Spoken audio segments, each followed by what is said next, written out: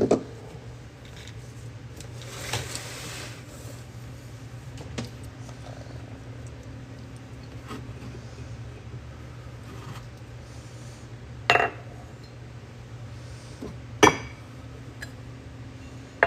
Mina. How's it going? Hello, hello, everybody. How is it going? I am good. How are you today? Good morning, good morning. Yeah, a little bit, Mina, a little bit. It's been a bit of a struggle, but you know, it is what it is, right? Jeez, that wasn't good. Oh. Did you get my message on Patreon? Shawnee, if it was sent within the last day, I probably haven't gotten to it yet. The thing about Patreon messages is unless it's urgent, I usually try to deal with them in order of when they were sent. So if it's about something that is not from this month's membership, like we were talking about getting your next month done early, I leave it until I'm finished with all these things first. So don't think that it means I haven't gotten it. It just means I'm dealing with the people who are in line ahead of you first. But you will always be attended to, I promise. I never ignore anyone. I just try to do things in order. So don't let a couple of days going by. I know you've already gotten all your January things, Shawnee, because I know we did all those. So if it's February stuff that we're worried about, I'm just dealing with some January stuff first, and then I'll move on to all the February stuff. So don't even worry. I have a system where I leave things unread until I can deal with them specifically so that they don't go unnoticed. Because if you open the message, then it's gone forever, you know?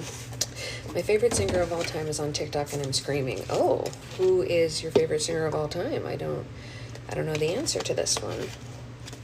I am doing a couple of February people early, not too many. In all likelihood, I will have to stop working February 4th, so I will do a couple ahead before then, and then February 4th will very likely be the cutoff of when I will not be doing anything else, because we won't be able to take anything to the post office after the 4th, so I will not be making any more things. J Hope. Oh, never heard of him. Morning, Naisa.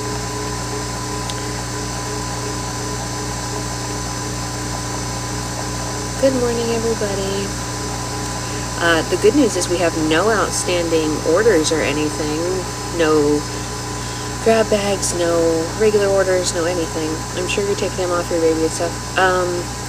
Yeah, a very little, Megan, unfortunately. And the reason that I can only take a little bit of time off is because of the system that we have here in America that does not give women any kind of leave the way that other countries do, unfortunately. So if you're of the voting age, make sure you vote for people who care about women's rights, you know.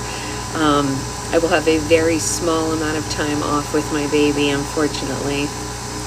I don't think I'd like the Karma-san because I'm not a huge fan of grass. But, oh, you do love it? Well, it's grass and dirt and leather. So it's a lot of that. Yeah, I thought you might like that, Mina. I know you like, you know, novelty scents, generally speaking. Mina, guess who got a Fabuloso? Why won't you have long off? Because America doesn't give people time off. Well, Sammy, it's not as easy as taking as much time as you need because we all still have to pay our bills, right? So that's the problem. Everyone likes to say this, and I know it's very kindly meant when people say take as much time as you need, but it's not that easy, right? We all still have to pay rent. We all still have to pay our electric bill, our water bill. So if we don't have money coming in, the baby doesn't get food, you know? So who will watch the baby when you go back to work? Well, both my husband and I work from home, so we will have to watch her from here. The two of us will watch her. Excited for you to use it. I myself might roll a slime. Yeah, why not? I think people have a very serious misunderstanding of what it means to be working in America. Looking at Flaming Candles. I've heard good things about Flaming Candle. I've never had them personally. I had a question on slime, but I forgot. Oh, well, if you think of it, you can let me know. Yeah, it's not just about saying like, oh, I'm going to take as much time as I need with my baby. You know what I mean? The state only gives you what? The state gives me 0, Sammy. The state gives me literally 0 days. So no month. I had to do extra work to make extra money to be able to get the month that I'm taking. I don't get a month from the state, absolutely not. I did double-sized restocks in November and December in order to provide myself a month in February. The state gives 0, absolutely 0. So that's why when people say, oh, do whatever you want, it's like, well, no, I still have to pay my bills. But I've been working extra hours for multiple months to be able to take this month off. So, and I'll still have to make videos and stuff. Oh my gosh, right, Avery? I was shocked. I thought we still had 6 more weeks. Yeah, Mina, you sound like my husband.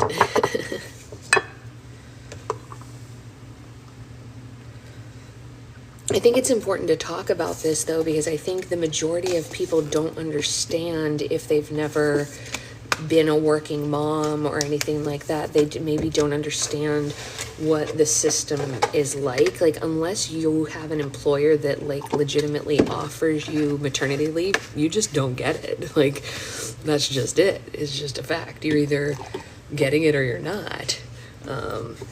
You know. All right, see you later, Amanda. USPS is hiding my package due to weather. It might not be your weather, Megan. It might be in between. It does. I agree, Pidge. I agree. Yeah, same, Anya. Hey, Gigi.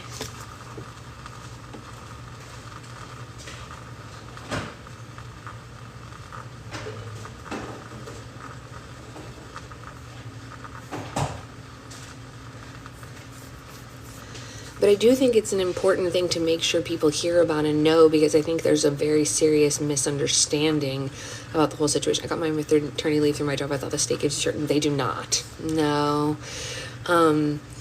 There are programs if you are a certain level of income, which I do not fit into.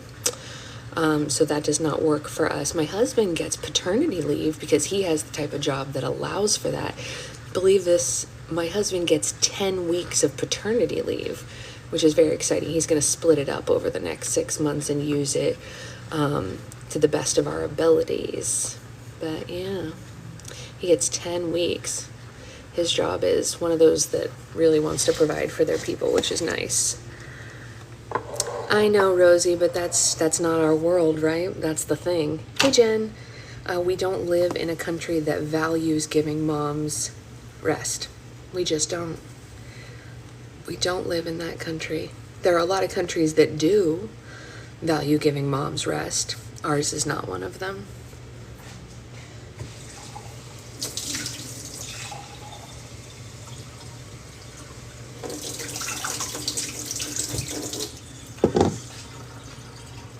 It's going to be a very long 4 years, Sammy. I'm very lucky in the UK. Yeah, the UK has different options. That's correct. And in Canada, you get a year. Yeah, we get 0. Yeah. Canada and the UK definitely have better systems than we do by far. Sweden and Denmark have even better systems than they do. If I put some slime in a bowl with activator, will it break the next day? I'm not sure what that means. I don't understand what that means. I'm sorry. I was in a meeting where the older ladies were complaining about the dudes who got parental leave. I think guys should get parental leave. Absolutely, they should.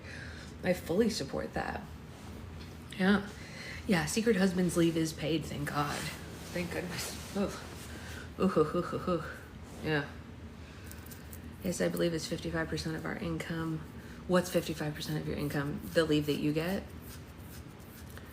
In what state, Millennial Mama? Glycerin can melt down if it's overactivated. Glycerin can melt slime down, but it won't do it if you just like leave it sitting on top of it. Really, you have to mix it in. Like if you just leave it on top, it'll only melt the top layer. You only get the year in Canada if you work over a number of hours before and after. That makes sense. That makes sense. She was like, who wants to take care of their husband too? I was like, get better partners. 55% is from the employer, not the state. Yeah, probably. It's ridiculous. 55, I can pay 55% of my rent. Yeah, right?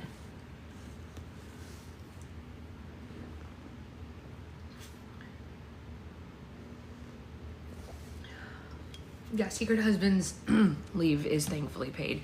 He works for a company that does pretty good by their people. And our school district teachers get 3 weeks, 15 days of paid leave in addition to whatever sick they have. That's not enough. It's not enough. Washington does have paid leave that includes pregnancy. That's good. That's good. They also get government benefit if they are years old. Oh, 18 years old. Until they're 18 years old. Wow. Wow. We definitely don't get that. Definitely not. Yeah, so adding glycerin, like if you take a piece of slime that you think is overactivated or whatever, and you put it in a bowl and you just put glycerin on there and you don't do anything and you just leave it overnight, it's really not gonna do a whole lot for you. You do have to work it in. The glycerin will just sit on top and it'll kind of like deteriorate the top layer. Yeah, you absolutely have to mix it in. So just leaving the slime overnight in a bowl is not really gonna do you any favors, unfortunately. No. It's been so dry here, you guys, because the fire. Norway is years ahead of the. Yeah, Norway is amazing with that stuff. I only wonder, it was just a question that I wonder. You can wonder anything you want. I was just letting you know the answer is that. That is the true answer. Yeah. Yeah, Norway is they want their children to be raised a specific way, you know? Yeah. Yeah, we do not get any money from the government for sick leave, ever. That's not a thing that happens here in America. No way. They would not, they don't care. In fact, they charge us for being sick. Congrats, you're sick. Here's a bill.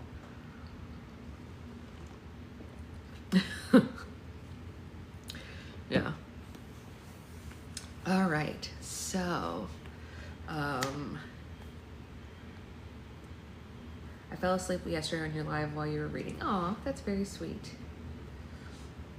I think a lot of people do that. They give even less of a care now. Yes, that is correct. They give even less of a care now. Yes. It cost me more to have a baby than build a nursery. Yes, 100%. Yes. Seriously, congratulations on your bundle of joy. Here's a bill. Yeah, literally. Yeah. The bills for having babies in this country are out of control. That's why yesterday when Secret Husband made the joke about how our baby was free to make because she wasn't IVF, I was like, free for now. I wish we get paid when we were sick. I know, right? LOL, Courtney. That's so funny. Take a duffel bag, take all the milk and dairy. We are, Sammy. We are. Trust me. I already packed an extra bag inside my suitcase. We're taking everything because you have to pay for it whether you take it or not. And they're going to throw it away at the end if it was in your room. So I was like, well, I'm taking it all if they're going to throw it away, even when it's a perfect birth. Yeah. My nephew, Ethan, he had to have a NICU person come and check him out, even though he did not go to the NICU. So he was more expensive than Zoe, just because someone had to come look at him for 5 minutes just to see if there was an issue, and there wasn't. There was no issue. They just were checking. And so he cost $600 more than Zoe did for 5 minutes of making sure he didn't need to go to the NICU, which he did not need. They got billed for something he didn't need. Like, right? Seriously, Sloth. Yeah. It is one price, no matter what. Well, unless you have NICU time or an emergency or something like that. But like for the stuff in the room, yeah. Of course, it's better than not checking, Jen. I completely agree, and my sister agrees too. But like, why is it $600 to check a baby for 5 minutes? Do you have a guess of when the baby's coming? Sort of. So the baby is going to be here by the 5th, one way or another, because due to a couple of different things, our doctor would like to induce us on the 5th, one way or another. So she'll either be born on or before February 5th. We don't know. We do have health insurance, but they will never cover all the costs, Rosie. Unfortunately, that's not a thing that happens here in America. I don't know of anyone who has 100% of their costs covered. There's always still a copay and a portion that you pay. We have good insurance through Secret Husband's job that pays most of our bill for her, but they will never pay all of our bill for her. For example, Secret Husband had to go to the ER a couple of weeks ago for something, and they paid most of that bill, but he still owed a little over $300 for that ER visit, even though we have what is considered to be very good insurance in the United States. And he still had a pretty hefty bill. Yeah, most of the bill is still in the thousands. Yeah. Usually before insurance kicks in for most moms in the United States, it's somewhere in the range of $50,000 to $80,000, and then insurance pays a lot of it, and then you end up with a couple of $1,000s, which is why, again, I have to go back to work because I'm going to have to pay those bills. Of course, Secret Husband will help because he's wonderful, but I can't expect him to pay the whole thing on his own. Yeah, you're very lucky in the UK. I only had to pay for the gender test. That's shocking. We have no gender test because she'll be born. My only bill without Mark's insurance, yeah, 80,000. So that's why I said about 50 to 80,000. Liz is corroborating that.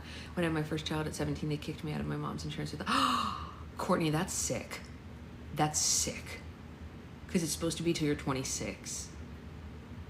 Ew, that's nasty, Courtney. I'm so sorry. That's literally horrific. Well, yeah, because he's a teacher, right, Liz? So like that's how that works. Yeah. So anyway, that is the whole kit and caboodle. The baby will be born on or before February 5th, one way or another.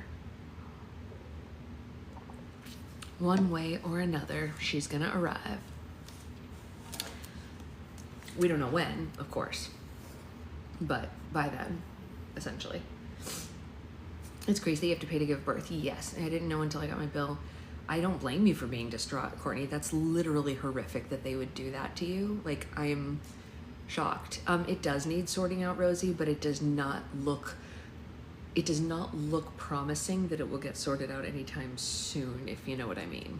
Insurance is always only an option after 18 parents can remove you. Yeah, is there going to be a bar signal? A bar signal? Wait, what? 32 weeks. I'm way past that, Sammy. We're fully packed. Our bags are in the car. We're almost, bat signal. Yes, Jen, there will be a bat signal. Don't worry. We're almost 38 weeks. So literally she could come anytime. You know what I mean? So we're all ready. Everything is done for her here. Her bags are in the car. Our bags are in the car. All the bottles are sterilized. All that stuff is done. We're just waiting now, you know? So anyway, let's read, right? Because that's why we're here. Sorry, I have the hiccups always, and so does she. Yeah, thankfully we've made it past the 32-week mark. Car seat is installed. Yes, she could start her arrival in this live. She could start her arrival. She does wiggle during live sometimes. She didn't used to. She used to sleep through the book clubs, but now she kind of like peeps in. Maybe she really likes the Princess Diaries, you guys. I don't know. All right, but let's read, and we'll talk about the next book after this, because like I'm so excited we finally got our next book. I'm like, oh my god, I've been waiting for literally months for the next book. We have literally been waiting months. We put that on the list in September. Anyway, let's read this first and finish it, and we'll talk. Saturday, December 13th, 5 p.m., The Loft. Oh, wow. All I can say is Gramir really has done it this time. I'm serious. I don't think my dad is ever going to speak to her again. And I know I will never speak to her again. And okay, like she's an old lady and she didn't know what she was doing was wrong. And I should probably be more understanding. But for her to do this, for her to not even take into consideration my feelings, I frankly don't think I will ever be able to forgive her. What happened was Sebastiano called right before I was ready to leave the hotel, and he was completely perplexed about why my dad was so mad at him, and he tried to come upstairs to see us, but the plaza security had stopped him. When my dad, who answered the phone, told Sebastiano that the reason that plaza security stopped him was because he had been PNG'd, and that they explained why, and Sebastiano was even more upset then, and he kept going, but I had your permission, Philippe. My permission to use my daughter's image to promote your tawdry rags, was my father's disgusted reply. You most certainly did not have my permission. But Sebastiano kept insisting, and little by little it came out that he had permission in a way, only not from me, and not from my dad either. Guess who it appears gave him permission? And Grandmere went all indignantly, well, I only did it, Philippe, because Amelia, as you know, suffers from terrible self-image, and she really needed a boost. But my dad was so enraged, he wouldn't even listen to her. He just thundered, and so to repair her self-image, you went behind her back and gave permission for her photo to be used in an advertisement for women's clothing? Grandmere didn't have much to say after that. She just stood there going, well, like someone in a horror movie who'd been pinned to a wall with a machete but wasn't quite dead yet. I always close my eyes during parts like that, so I know exactly what it sounds like because that's all I get. It became clear that even if Grandmere had a reasonable excuse for her behavior, my father was not going to listen to it or even let me listen to it. He stalked over to me, grabbed my arm, and marched me out of the suite. I thought that we were going to have a bonding moment like fathers and daughters always do on TV, where he'd tell me that Grandmere was very sick as a woman and that he was going to send her somewhere where she could take a night-long rest, but instead all he said was, go home. And then he handed me over to Lars after slamming the door to Grandmere's suite very loudly behind him and stormed off in the direction of his own suite. Jeez. Just goes to show how even the royal family can be dysfunctional. Couldn't you just see us on the Tyra Banks show? Tyra would say, Clarice, tell us, why did you allow Sebastiano to put your granddaughter's photo in the Times advertising supplement? Hey, Roxy. And Grandmere would say, that's your royal highness to you, Miss Banks, and I did it to boost her self-esteem. I just know that when I get to school on Monday, everyone's going to be all, oh, look, here comes Mia, the big fake, with her vegetarianism and her animal rights activism and her look, aren't I important? It's what's on the inside that matters-ism. But I guess it's all right to pose for a fashion shoot, isn't it, Mia? As if it wasn't enough to be suspended. Now I'm going to be sneered at by my peers, too. Well, anyway, I'm home now, and I'm trying to pretend none of it ever happened. This is difficult, of course, because when I walked back into the loft, I saw that Mom had already pulled the supplement out of our papers and had drawn little devil horns coming out of my head on every single picture, and then she stuck them to the refrigerator.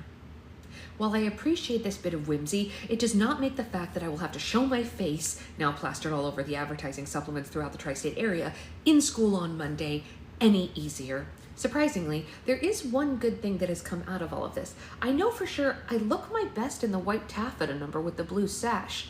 My dad says over his dead body, am I going to wear any of it or any other Sebastiano creation ever again? But there isn't another good designer in Genovia who could do the job, let alone finish a dress in time. So it looks like the dress by Sebastiano, which got delivered to the loft this morning, is it, which is one thing off my mind anyway, I guess.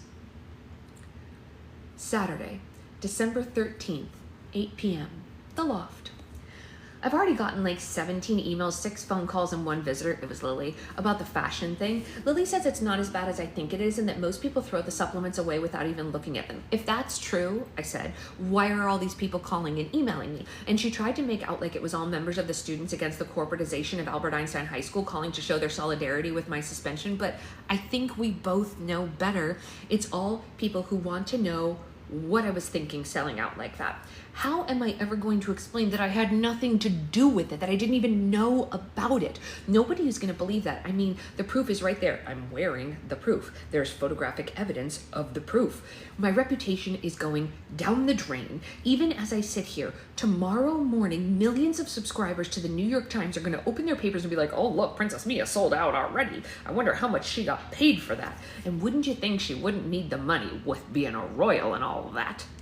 Finally, I had to ask Lily to please go home because I developed a really bad headache, and she tried to cure it with some kind of like shiatsu that her parent frequently employs on their patients, but it didn't work for me. And all that ended up was happening was like, I think she burst a blood vessel or something like that between my thumb and my index finger. It really hurts right now. Now I'm determined to start studying, even though it is Saturday night and everyone else my age is just out having fun. But haven't you heard? Princesses never get to have any fun. Here is what I have to do. Algebra, review chapters 1 to 10. English term paper, 10 pages, double spaced, utilize appropriate margins, also review chapters 1 through 7.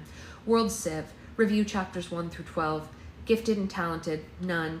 French, review chapitre 1 Biology, review chapters 1 through 12. Write out instructions on how to care for Fat Louie. Go Christmas and Hanukkah shopping for Mom, get her a Bon Jovi maternity tea. Dad, book on anger management. Mr. G, a Swiss Army knife. Lily, blank videotapes. Tina Hakim Baba, copy of Emmanuel. Kenny, combination TV VCR, although I don't think this is too extravagant, and no, it's not a guilty gift either. He really wants one, okay? Grammy, she gets nothing.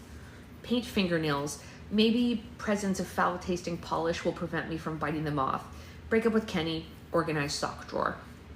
I'm going to start with the sock drawer because that's clearly the most important thing. You really can't concentrate on anything if your socks aren't right.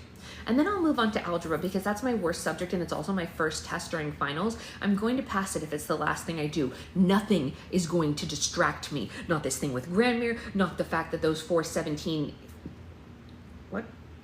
Not the fact that 4 of those 17 emails are from Michael, and not the fact that 2 are from Kenny, not the fact that I'm leaving for Europe at the end of next week, and not the fact that my mother and Mr. Gianni are in the next room watching Die Hard, which is my favorite Christmas movie. No, nothing. I will pass algebra this semester, and nothing is going to distract me from studying from that final. Saturday, December 13th, 9 p.m., The Loft. I just had to go out and see what part Bruce Willis throws the explosives down the elevator shaft out, but I'm back to work now. Don't worry about it. Saturday, December 13th, 9:30 p.m., The Loft. I was really curious about what Michael could possibly want, so I read his emails, but just his. One was about the supplement Lily told him, and he wanted to know if I was thinking about abdicating, and the other 3 were jokes. I guess they were supposed to make me feel better. They weren't very funny, but I laughed at them anyway. I bet Judith Gershner doesn't laugh at Michael's jokes. She's too busy cloning things. Saturday, December 13th, 10 p.m., The Loft.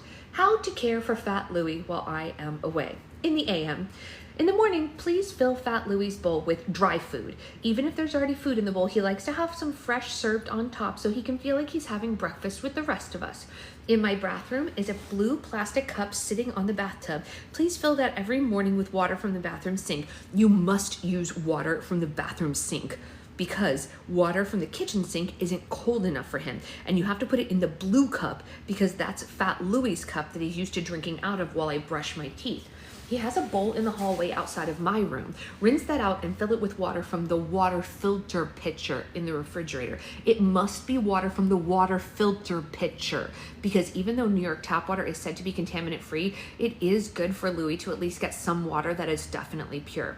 Cats need to drink a lot of water to flush out their systems and prevent kidney and urinary tract infections, so always leave a lot of water out, and not just by his food bowls, but other places as well.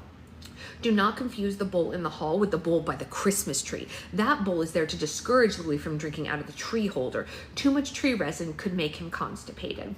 In the morning, Fat Louie likes to sit down on the windowsill in my room and look at the pigeons on the fire escape. Never open this window. But please be sure that the curtains are open so that he can see out. Also, sometimes he likes to look out the windows by the TV, so if he cries while he's doing this, it means that you should pet him. PM. At dinner time, give Fat Louie canned food. Fat Louie only likes 3 flavors: chicken and tuna feast, flaked; shrimp and fish feast, flaked; and ocean fish feast, flaked. He won't eat anything with beef or pork, and he must have the contents of the can on a new, clean saucer, or he won't eat it. Also, he won't eat it if the contents retain any of their can-like shape. So please don't, if they don't retain their can-like shape on the plate. So please don't chop up his food. After eating his canned food, Fat Louie likes to stretch out on the carpet in front of the door. This is a good time to give him his exercises. When he stretches out, just put your hand under his front legs and then straighten him. He likes this, and then he'll bend like he's in a comma. Dig your thumbs between his shoulder blades and give him a kitty massage. He will purr if you do it right, and if you do it wrong, you're gonna know because he'll bite you. Fat Louie gets bored very easily, and when he gets bored, he walks around crying. So here are some games that he likes to play. Take some pieces of cat treats and line them up on the top of the stereo for Fat Louie and knock off and chase. Put Fat Louie in my computer chair and then hide behind the bookshelf and throw one end of a shoelace over the back of the chair so he can't see where it's coming from. Make a fort out of pillows on my bed and put Fat Louie inside of it, and then stick your hand into any opening between the pillows. I recommend wearing an oven mitt during this game.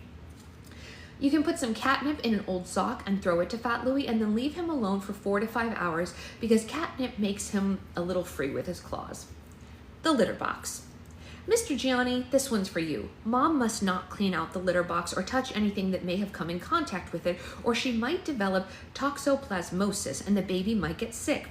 Always wash your hands in warm soapy water after changing Fat Louie's litter box, even if you don't think you got anything on your hands. Fat Louie's box needs to be scooped out every day. Always use clumping litter and then just scoop out the clumps into a Grand Union bag and dispose. Nothing could be simpler. He tends to do number 2 about 2 hours after his evening meal, and you'll be able to tell from the odor wafting from my bathroom. Most important of all, remember not to disturb Fat Louie's special area behind the toilet in my bathroom. That's where he keeps his collection of shiny objects. If he takes something of yours and you find it there, be sure not to take it while he's looking, or for weeks he's going to try to bite you every time he sees you. I talked to the vet about it, but she says it's sort of like short of hiring an animal behaviorist at $70 an hour, there's nothing that can really be done about this. We just have to put up with it. Above all, be sure to pick Fat Louie up several times a day, hug and squeeze him. He really likes this. She is a very good cat mom, Maisa. You're absolutely right. Absolutely right. Saturday, December 13th, midnight in the loft. Can't believe it's midnight already and I'm still only on chapter 1 of an introduction to algebra. This book is incomprehensible. I sincerely hope whoever wrote it did not make very much money off of it. I should go and ask Mr. G what's going on for the final. No, that would be cheating. It would be cheating, wouldn't it? Sunday, December 14th, 10 a.m., the loft. Only 48 hours until the algebra final and I am still on chapter 1. Sunday, December 14th, 10:30 a.m., the loft. Lily just came over again. She wants to study for World Civ together, and I told her that I can't worry about World Civ when I'm only on chapter 1 in my algebra review, but she said that we could just alternate. She would quiz me on algebra for an hour, and then I could work with her on World Civ for an hour, and I said okay, even though it isn't really fair because she's getting an A in algebra, so her quizzing me isn't really her helping me, while me quizzing her in World Civ helps me study for it too, but that's what friends are for, I guess. Sunday, December 14th, 11 a.m., the loft. Tina just called. Her little brother and sisters are driving her crazy and she wanted to know if she could come down and study here. So I said, sure. What else could I say? Besides, she promised to stop at H&H for bagels and vegetable cream cheese. And she said she thought the photos of me in the supplement were beautiful and that I shouldn't care if people call me a sellout because I look totally hot. Sunday, December 14th, noon, the loft. Michael told Boris where Lily is, so now Boris is here too. Lily's right. Boris really does breathe too loudly, and it's really distracting. I wish that he wouldn't put his feet on my bed. At least he could do is take off his shoes first, but when I suggested it, Lily said that that would be a bad idea. Ew, I don't know why Lily puts up with a boyfriend who's not only a mouth breather, but also has stinky feet. Boris might be a musical genius, but he has a lot to learn about hygiene if you ask me. Sunday, December 14th, 12:30 p.m., the loft. Now Kenny's here. I don't know how I'm supposed to get any studying done with all of these people around. Plus, Mr. Gianni has decided that now would be a good time to practice his drums. Sunday, December 14th, 8 p.m., the loft. I told Lily, and she agrees that once Boris and Kenny showed up, the whole studying thing kind of went down the drain. Plus, Mr. G is drumming, and that didn't help. So we decided that it would be best to take a study break and go down to Chinatown for dim sum. We had a great time at Great Shanghai, eating vegetable dumplings and dried sautéed string beans with garlic sauce, and I ended up sitting by Boris, and honestly, he really made me laugh, engineering it so that whenever the waiters brought something new to the empty spot on the table that was in front of him, they had to put it there, and Boris and I also got first dibs on all the food, which made me realize that in spite of all the sweaters and the mouth breathing, Boris really is funny and kind of a nice person. Lily really is lucky. I mean, the boy she loves actually loves her back. If only I could love Kenny the way Lily loves Boris. But I don't seem to have any control over who I fall in love with. Believe me, if I did, I would not be in love with Michael. I mean, for one thing, he's my best friend's older brother, and if Lily ever found out that I liked him, she would not understand. Also, of course, he's a senior, and he's graduating soon. Oh yeah, and he also has a girlfriend already. What am I supposed to do? I can't make myself fall in love with Kenny any more than I can make him stop liking me, you know, in that special way. Although, he still hasn't asked me to the dance or mentioned it Anyway, Lily says I should just call him and be like, so are we going or not? After all, she keeps pointing out that I had the guts to smash up Lana's cell phone, so why don't I have the guts to call my own boyfriend and ask him whether or not he's taking me to the school dance? But I smashed up Lana's cell phone in the heat of passion. I cannot sum up anything like passion where Kenny is concerned. There's a part of me that doesn't even want to go to the dance with him at all, and the part of me is relieved that he hasn't mentioned anything about asking me to it. So okay, it's a very small part of me, but that part of me is still there. So actually, even though I was having fun sitting by Boris at the restaurant and all, I was still a little bit depressing because like on account of the whole Kenny thing. And then things got even more depressing, and that's because the little Chinese American girls that came up to me as I was opening my fortune cookies wanted to know if they could have my autograph, and then they handed me pens and an advertising supplement from the Times that had appeared that day for me to sign. I seriously thought about ending myself. I couldn't think about how to do it except for maybe stabbing through my heart with a chopstick. Instead, I just signed the stupid thing for those girls and tried to smile. But inside, of course, I was freaking out, especially when I saw how happy the little girls were to have met me, and why. Not because of my tireless work on behalf of the polar bears or the whales or starving kids, which I actually haven't done yet, but I totally intend to do. No, they wanted my autograph because I'd been in a magazine in a bunch of pretty dresses and I'm tall and skinny like a model, which is no accomplishment at all. After that, my headache came back and I said I had to go home. Nobody protested very much. I think because everybody realized how all of a sudden how much time we had wasted and how much studying we all had left to do. So we all left. And now I'm at home again. And my mom says that while I was gone, Sebastiano called 4 times and he had more dresses delivered. Not just any dresses either. It's dress that Sebastiano designed for me to wear to the non-denominational winter dance. It's not sexy. It isn't sexy at all. It's a dark green velvet dress with long sleeves and a wide square neckline. And when I put it on and looked at my reflection in the mirror, something really funny happened. I looked good. Really good. There was a note attached to the dress that said, "Please forgive me. This dress will not make him think of you as little sister's best friend. S." Which is really very sweet. Sad, but sweet. Sebastiano can't know, of course, that the Michael situation is totally and completely hopeless and that no dress is going to make any difference no matter how nice I look in it. But hey, at least Sebastiano apologized. That's a lot more I've noticed than Gramir has done. And of course I forgive Sebastiano. I mean, none of it's really his fault. And I guess someday I'll probably forgive Gramir since she's too old to know any better. But the person I will never ever forgive is myself for getting into this situation in the first place. I should have totally known better. I should have told Sebastiano, no photographs, please. Only I was so carried away at looking at myself in all those beautiful dresses that I forgot being a princess is a lot more than just wearing pretty dresses. It's being an example to like a lot of people you don't even know, and people you may not ever even meet, which is why if I don't pass this algebra test, I am totally dead.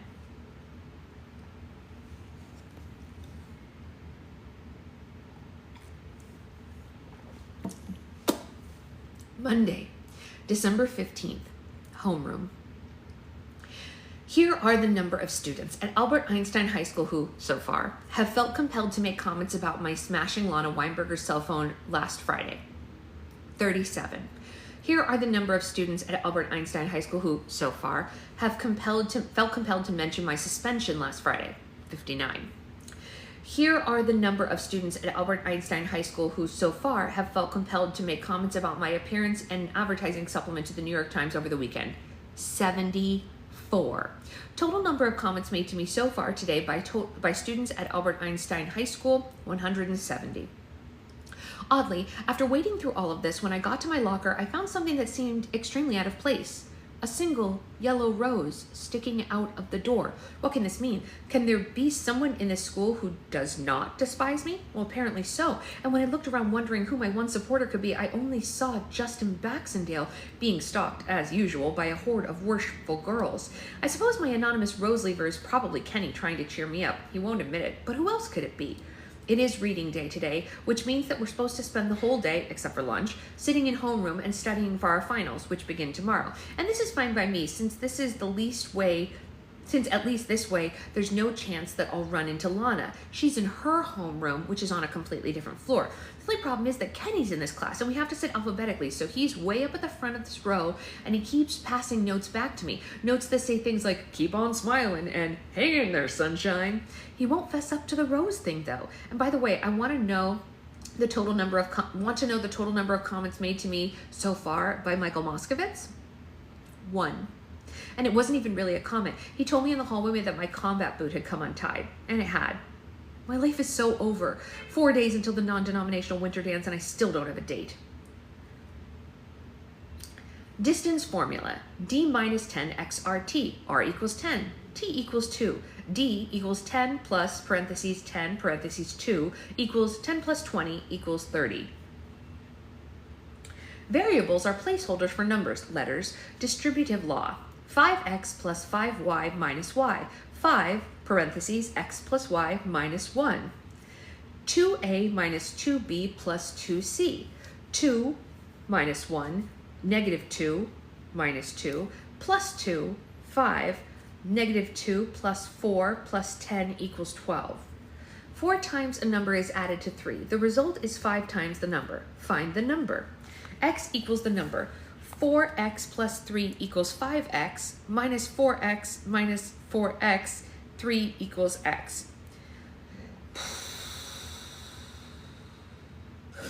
That gives me indigestion, you guys. Regardez les oiseaux stupides. Cartesian coordinate system divides the plane into 4 parts called quadrants. Quadrant 1, positive, positive. Quadrant 2, negative, positive. Quadrant 3, negative, negative. Quadrant 4, positive, negative. Slope. The slope of a line is denoted by m. Find slope. Negative slopes, positive slopes, zero slopes. Vertical line has no slope. Horizontal line has 0 slopes. Collinear, points on a line in the same line, parallel line have the same slopes. 4x plus 2y equals 6. 2y equals negative 4x plus 6. Y equals negative 2x plus 3. Active voice indicates that the subject of the verb is acting. Passive voice indicates that the subject of the verb is being acted upon. Seriously, I have never not missed something more than I have not missed math. That is exactly correct, Nanisa. I remember the day that I got out of my last math class and I was like, never again will I take another one of these stupid pieces of crap. I was like in my freshman year of college, and I only needed just the one class to get through my degree. And I was like, there's no world where you could convince me to take another one of these. Bye. I was like, out. Seriously, for my job, thank God I don't need any more of that, because I could not do it. It's my eyes glaze over. I can't do it. You know what the funny thing is? My goddaughter loves math. Isn't that weird? I'm like, where'd you come from? Not our family. Tuesday, December 16th. Algebra and English finals are completed. Only 3 more plus a term paper to go. 76 comments today, 53 of them negative. I heard sell out 29 times. I must think 'em all that 14 times. And here comes Miss Thang 6 times. Lily says who cares what people are saying? And you know, that's the truth, right? And that's all that matters. But it's easy for Lily to say that. Lily's not the one who people are saying all those mean things about. I'm the one. Somebody left another yellow rose in my locker. What's up with that? I asked Kenny if it was him, but he denied it again. And strangely, he seems to get very red in the face about it. But this might have been because Justin Baxendale, who was walking by at the time, stepped on Kenny's foot. Kenny has very large feet, actually, even larger than mine. 3 more days until the non-denominational winter dance, and I still have no date. Wednesday, December 17th, World Civ exam. Fini! 2 more plus a term paper to go. 62 comments, 34 of them negative. Don't give up your day job, 12 times. Sell out, 5 times. If I was flat-chested like you, Mia, I could be a model too, 6 times. 1 rose, yellow, still no indication of who left it. Perhaps someone's mistaking my locker for Lana's. She is, after all, always hanging out in that area waiting for Josh Richter, whose locker is next to mine, so the 2 of them can suck face. It's possible that someone thinks that they're leaving roses for her. God knows no one at Albert Einstein High School would want to leave flowers for me, unless I were dead, maybe, and then they could fling them into my grave and say, good riddance to Miss Thing. 2 more days until the dance, and still nothing. Thursday, December 18th, 1 a.m. It just occurred to me, maybe Kenny's lying about the roses. Maybe they really are from him, and maybe he's leaving them as kind of teasers leading up to asking me to the dance tomorrow night, which is kind of insulting, really. I mean, for him to wait this long to ask, for all he knows, I could have said yes to somebody else by now. Yeah, as if somebody else would have asked me. Thursday, December 18th, 4 p.m. Limo on the way to the plaza. That's it. I am done. I am done with finals. And guess what? I'm pretty sure that I passed all of them, like even algebra. The grades aren't posted until tomorrow during the winter carnival, but I bugged Mr. G so much that he finally said, Mia, you did fine. Now leave me alone, all right? Got that? He said I did fine. You know what fine means, don't you? I think it means I passed. Thank God all of that is over. Now I can concentrate on what's really important, my social life. I'm serious. It's in a state of total disrepair. Everyone at school, with the exception of my friends, thinks I'm a total sellout, and they're like, you talk the talk, Mia, but you don't walk the walk. Well, I'm going to show them. Right after the World Civ exam yesterday, it hit me like a ton of bricks, and I know exactly what to do. It's what Grandmere would do. Well, okay, maybe not quite what Grandmere would do, but it would solve a whole lot of the problems. Granted, Sebastiano isn't going to like it very much, but then he should have asked me and not Grandmere if it was okay to run those photos for the ad of his clothing, right? I have to say this, it's the most princessy thing I've ever done so far, and I am very, very nervous about it. Seriously, you wouldn't believe how sweaty my palms are. But I cannot continue to lie back and meekly take this abuse. Something must be done about it, and I think I know what. The best part is, I'm doing it all by myself with no help from anyone. Well, all right. The concierge at the plaza helped me by getting a room, and Lars helped by calling everyone on his cell phone. And Lily helped me write down what I was going to say, and Tina did do my makeup and hair just now. But other than that, it was all me. Okay, we're here. Here goes nothing. Thursday, December 18th, 7 p.m. I have now watched myself on all 4 major networks, plus New York One, CNN, Headline News, MSNBC, and the Fox News Channel. Apparently, they're all going to show it on Entertainment Tonight, Access Hollywood, and E! Entertainment News. And I have to say, for a girl who supposedly has issues with her self-image, I honestly think I did a fine job. I didn't mess up, like not even once. Maybe if I spoke a little bit too fast or something, you would still understand me, like unless you're not an English speaker or something like that. I looked good too. I probably should have worn something other than my school uniform, but you know, like royal blue comes off pretty good on TV. The phone's been ringing off the hook ever since the press conference was first aired. The first time it rang, my mom picked it up, and it was Sebastiano screaming incomprehensibly about how I've ruined him. Only he can't say ruined, so it just came out rude. I felt really bad. I mean, I didn't mean to ruin him, especially after he was so nice about designing a dress for me for the dance, but what was I supposed to do? I was trying to make him look on the bright side of this. Sebastiano, I said when I got on the phone, I haven't ruined you, really. It's just the proceeds from the sale of the dress I'm wearing in the ad that's going to go to Greenpeace. But Sebastiano completely failed to look at the big picture. He just kept screaming, rude, I'm rude. I pointed out that far from ruining him, his donating all the proceeds from a sale of the dresses that I modeled to Greenpeace was going to be perceived by the industry as a brilliant stroke of marketing genius, and that I wouldn't be surprised if those dresses flew off the rack, since girls like me, who are really the people that fashions are geared for, care a great deal about the environment. I must have picked up a thing or two during my princess lessons with Grandmere, since in the end I totally won him over. By the time I hung up, I think Sebastiano almost believed the whole thing was his idea in the first place. The next time the phone rang, it was my dad. I may have to scratch the plan to get him a book on anger management, because he was laughing his head off. He wanted to know if it had been my mom's idea, and I said, no, this one was all me. And he said, you really have got that princess thing down, you know? In a weird way, I feel like I passed a final test, too. Except, of course, that I'm still not speaking to Grandmere. Not a single one of the calls I've gotten tonight from Lily, Tina, Mima, Peepaw back in Indiana, who saw the broadcast on local affiliate, none have been from Grandmere. Really, I think she should be the one to apologize, because what she did was totally underhanded. Almost as underhanded, my mom pointed out, as to have me over... Almost as underhanded, my mom pointed out to me over dinner from Number One Noodle Son as what I did, which is sort of shocking. I mean, I never thought about it before, but it is true. What I did tonight, it was as sneaky as anything Grandmere has ever done, but I guess that shouldn't be very surprising, because we are related after all. And then again, so were Luke Skywalker and Darth Vader. I must go. Baywatch is on. This is the first time in a while that I've been home to watch it. Thursday, December 18th, 9 p.m. Tina just called. She didn't want to talk about the press conference. She wanted to know what I got for my secret snowflake, and I was all, secret snowflake? What are you talking about? You know, Tina said, your secret snowflake. You remember, Mia, we all signed up for it like a month ago. You put your name in the jar and then someone draws it and they have to be your secret snowflake. So for the last week before the winter break, they're supposed to surprise you with little gifts and stuff. You know, like a stress breaker, since it's finals week and all. I dimly remember one day before Thanksgiving, Tina dragging me over to the folding table where some nerdy kids from the student government were sitting on the side of the cafeteria with a big jar filled with pieces of paper. Tina had made me write down my name on a slip of paper and then pick someone else's name out of the jar. Oh my God, I cried. With the stress of the finals and everything, I had totally forgotten about it. Worse, I had forgotten that I had drawn Tina's name.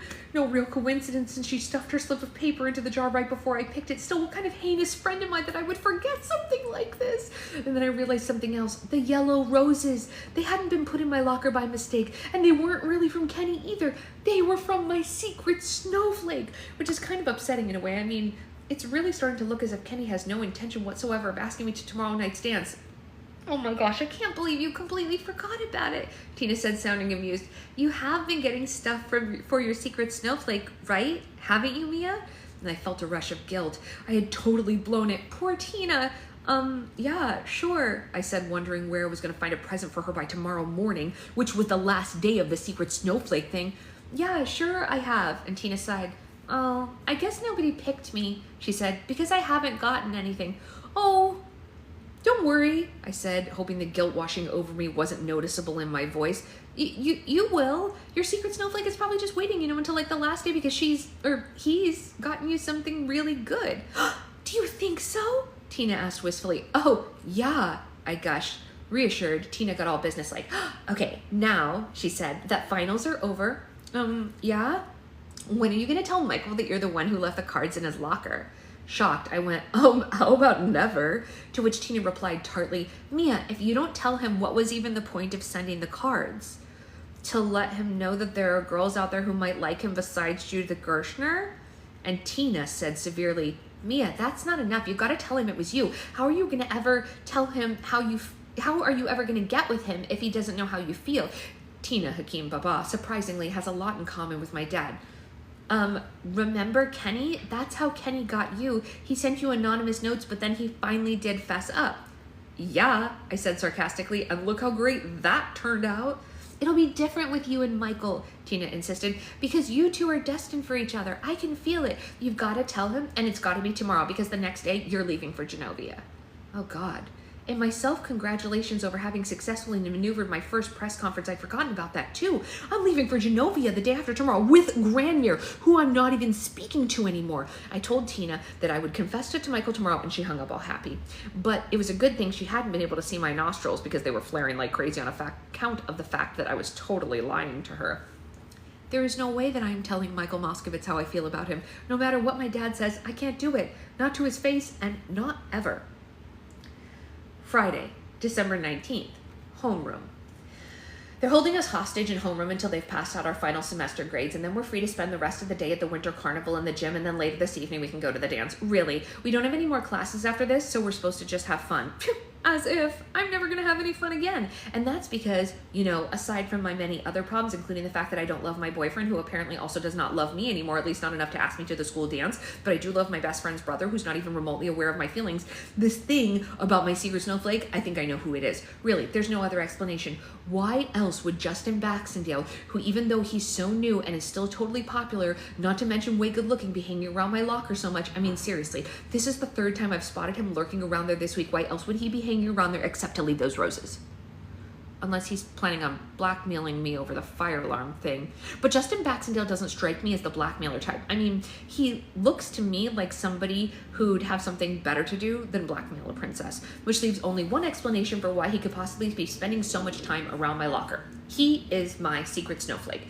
And now, how totally embarrassing is it going to be when I go out there and the bell rings and Justin comes up to me to confess, because that's the rule. It turns out you have to reveal your identity to your secret snowflake today. And I have to look up into his smoky eyes with those long lashes and give him a big fake smile and go, oh, gee, thanks, Justin. I had no idea that it was you. Whatever. This is actually like the least of my problems, right? I mean, considering that I'm the only girl in this entire school who doesn't have a date to the dance tonight, and that tomorrow I have to leave for a country that I'm a princess of with my lunatic grandmother who isn't speaking to my father and who I know from past experience is not above smoking in airplane lavatories if the urge strikes her. Really, Gramere is a flight attendant's worst nightmare.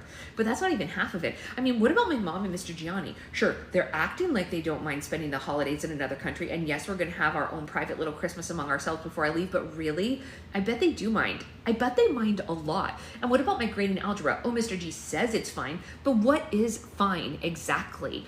A D? A D is not fine, considering the number of hours that I've put into raising my grade from an F. If it isn't, a D is not acceptable. And oh God, what am I gonna do about Kenny? At least I got Tina's present out of the way. I went online last night and signed her up for a teen romance book of the month club, and I printed out the certificate saying she's an official member, and I'll give it to her when the bell rings. And when the bell rings, it's also when I have to get out of there and face Justin Baxendale.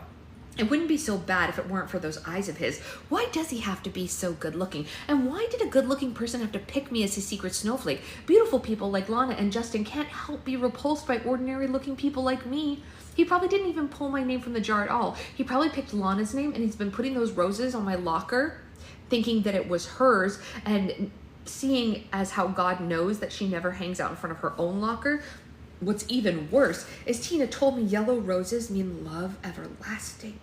Which, of course, is why I figured maybe it was Kenny after all. Oh, great. They're passing out the printouts with our grades on them now. I'm not looking. I don't even care. I don't even care about my grades. Thank God for the bell. I'm just going to slip out of here, not looking at my grades, totally not looking at my grades, and go about my business like everything is ordinary and nothing is going on. Except, of course, when I got to my locker, Justin is there looking for someone, and Lana's there too, looking for Josh. You know, I really don't need this. Justin revealing that he's my secret snowflake right in front of Lana, I mean. God only knows what she's gonna say. The girl who's been suggesting I wear band-aids instead of bras every day since the two of us hit puberty. Plus, it isn't like she's super happy with me since the whole cell phone thing. I bet she'll have something extra mean prepared just for the occasion. Dude, Justin says. Dude? I'm not a dude. Who's Justin talking to? And I turn around and Josh is standing there behind Lana. Dude, I've been looking for you all week, Justin says to Josh. Do you have those trig notes for me or not? I've got to make up the final in like 1 hour. Josh says something, but I don't hear him. I don't hear him because there's a roaring sound in my ears. There's a roaring sound in my ears because standing behind Justin is Michael. Michael Moskovitz. And in his hand is a yellow rose.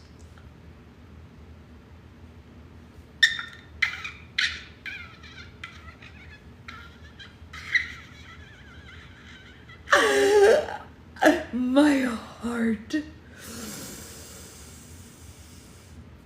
I didn't see that coming, you guys. I totally forgot about that. This is amazing. Excellent. Okay, sorry. I got a little too excited.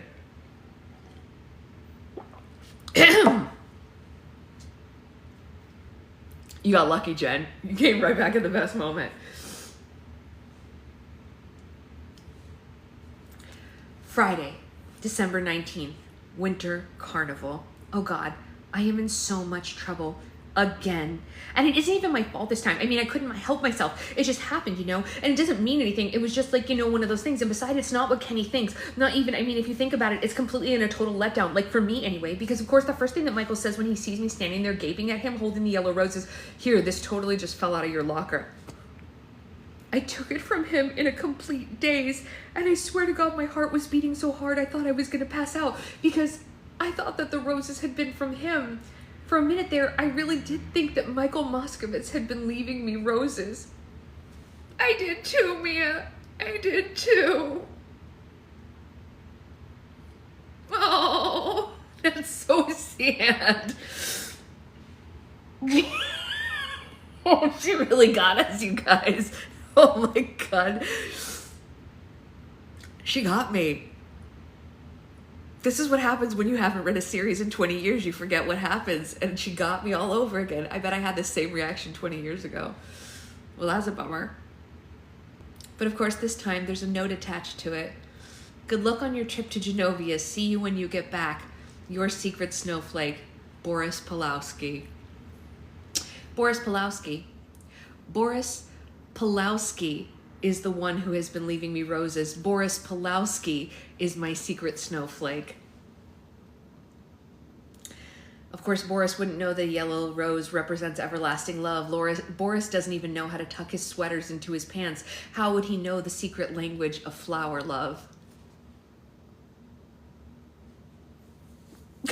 You all, Sloth. She tricked us all. Oh, God. I don't know which is actually stronger, my feeling of relief that it wasn't Justin Baxendale leaving those roses after all, or my feeling of disappointment that it wasn't Michael. And then Michael went, well, what's the verdict? To which I responded by staring at him blankly. I still hadn't quite gotten over it. Like the few brief seconds where I thought that, although I'm a fool, he loved me. It's okay, Mia. I thought that as well. What'd you get in algebra? He asked slowly, as if I were totally dense. Jelly's a medium popping slime, Nikki. I'd say medium. Which, of course, I am. So dense that I never realized how much in love with Michael Moskowitz I was until Judith Gershner came along and swept him right out from under my nose. Anyway, so I opened the computer printout containing my grades, and would you believe it? I'd raised my F in algebra all the way up to a B-. Which just goes to show that if you spend nearly every waking hour of your life studying something, the likelihood is you're going to retain at least a little bit of it. Enough to get a B- on the final anyway.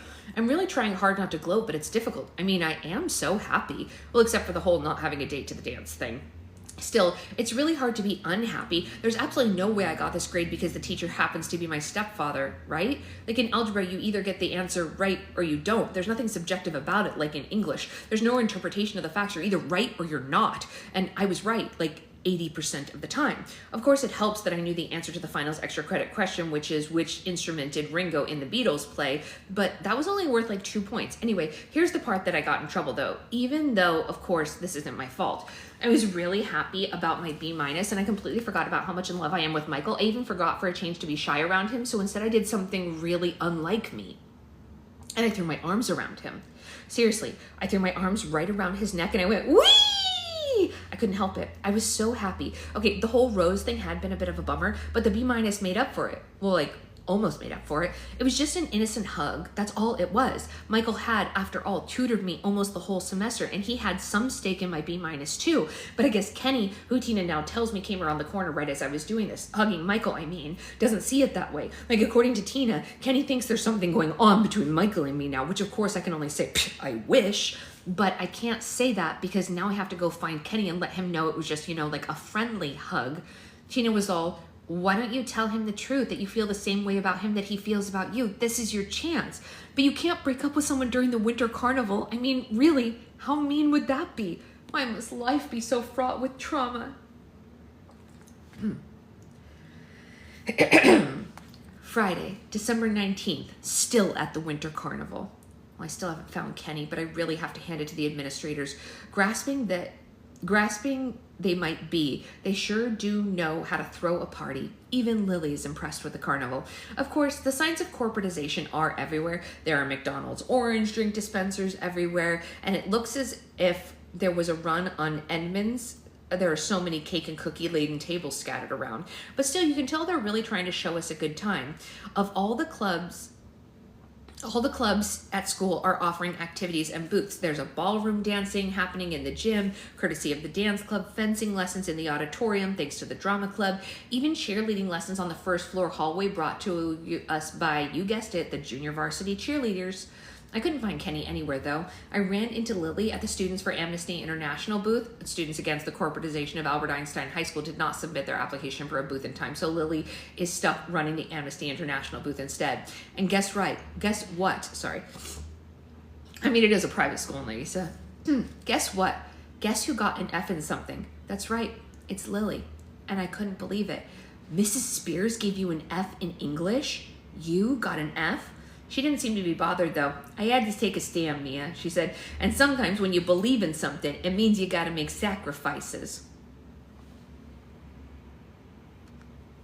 Oh, yeah, I understand, Nikki. Sure, I said, but an F? Your parents are gonna end you. No, they won't, Lily said. They'll just try to psychoanalyze me, which I guess is true. Oh God, here comes Tina. I hope she doesn't remember. Oh, she does. We're going over to the computer club's booth right now. I don't want to go over to the computer club's booth. I already looked over there and I know what's going on. Michael and Judith and the rest of the computer nerds are sitting behind all these colorful monitors, and when someone comes up, they get to sit down in front of one of the monitors and play a computer game that was designed where you walk through the school and all the teachers are in funny costumes. Like Principal Gupta's wearing a leather dominatrix outfit and holding a whip, and Mr. Gianni's in footy pajamas with a teddy bear that looks exactly like him.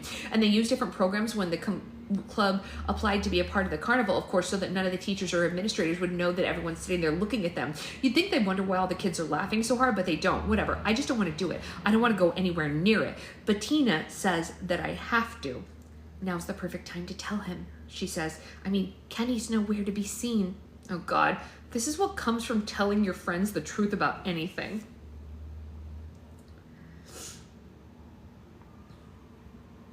All right, well, it looks like we're gonna finish tomorrow. We're at 82% now.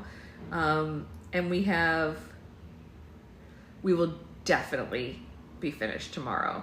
So maybe we'll probably finish really fast tomorrow, and maybe we can start the new book also. So that'll be exciting. So for anyone who doesn't know this, we have been waiting. I know, I'm still bummed over the roses too, Sophie. That really got me. You guys, you saw the look on my face. I believed it. I really believed it. I was right there. And then it just it was like a high and a crash. We're going back to Princess Diaries.